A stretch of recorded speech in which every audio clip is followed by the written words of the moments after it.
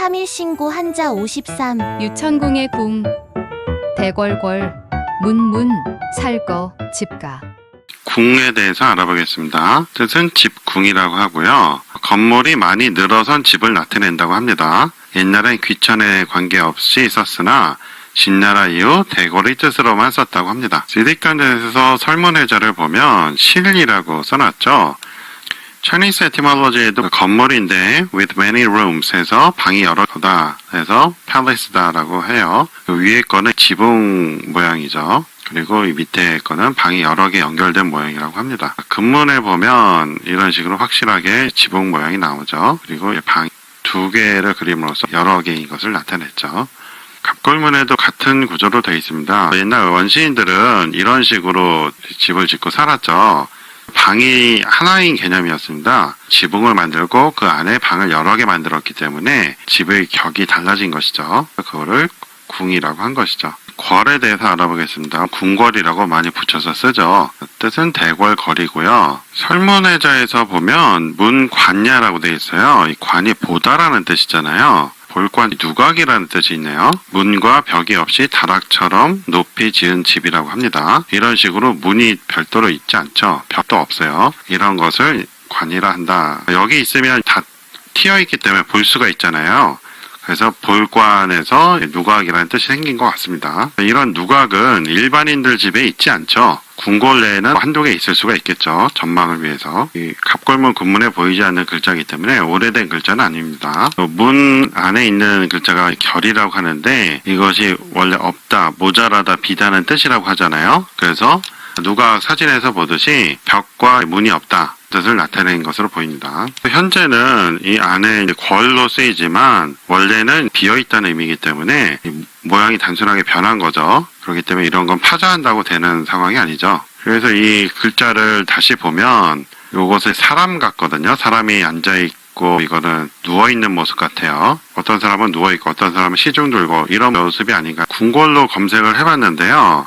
궐을 이루고 있는 문을 살펴보면 Chinese etymologies two-lifted swing door라고 해서 열고 닫는 문이 두 개다. 근문 보면 이런 식으로 되어 있죠. 갑골문도 마찬가지로 되어 있습니다. 이런 식으로 양쪽에 문이 있는 경우를 말을 하는 것이죠. 이번에는 비슷한 한자 중에서 집가 살펴보겠습니다. 집 안에 돼지를 기른다는 뜻을 합하여 집을 뜻함이라고 합니다. 설문회자는 거라고 했죠. 거주하는 곳이다 라는 뜻이죠. Chinese etymology에 봐도 같은 식으로 설명을 하고 있어요. 근문에 보면 완전히 돼지 모양으로 나옵니다. 그러다가 돼지 다리를 표현하게 됐고 점점 이렇게 변한 것이죠. 돼지 머리와 다리 이런 것들이 선으로 표시하다 보니까 지금 형태로 바뀐 것이죠. 갑골문에 또 동물 그림이라는 걸 알 수가 있죠.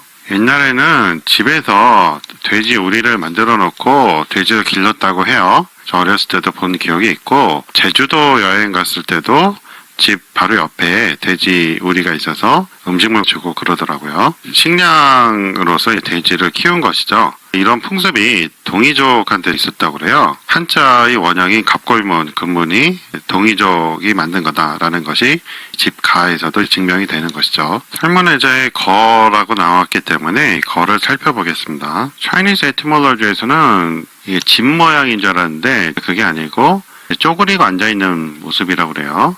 이런 모습이 쪼그리고 앉아있는 모습이라는 것이죠.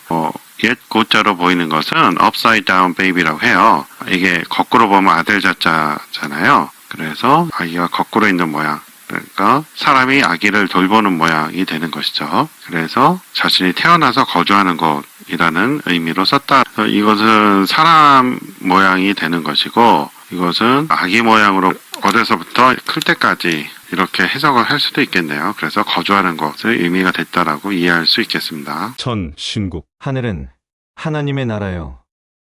허공으로 끝이라는 개념조차 없는 하늘은 하나님의 나라이다.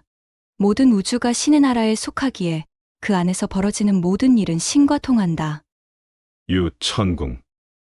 하늘궁이 있으니 하늘은 하나님의 나라이고 하나님이 계신 곳을 천궁이라 한다.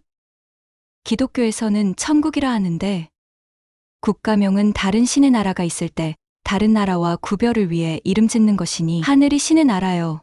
하나님이 머무시는 곳은 천궁이라는 설명이 옳다. 대종교 3.1신구 문화원에서는 3.1신구 연구자들이 모여 토론해서 합의된 해석을 대종교 출판사를 통해 출판하려 합니다. 공동저자에 참여할 분들을 토론회에 모십니다. 많은 참여 바랍니다. 후원계좌 카카오뱅크 3 3 3 3 2 4 2 6 7 6 3 6 3 문의 010-5787-7998 구독해주세요. 시청해주셔서 고맙습니다. 이 영상은 클로바 더빙과 브루 인공지능 음성으로 제작되었습니다.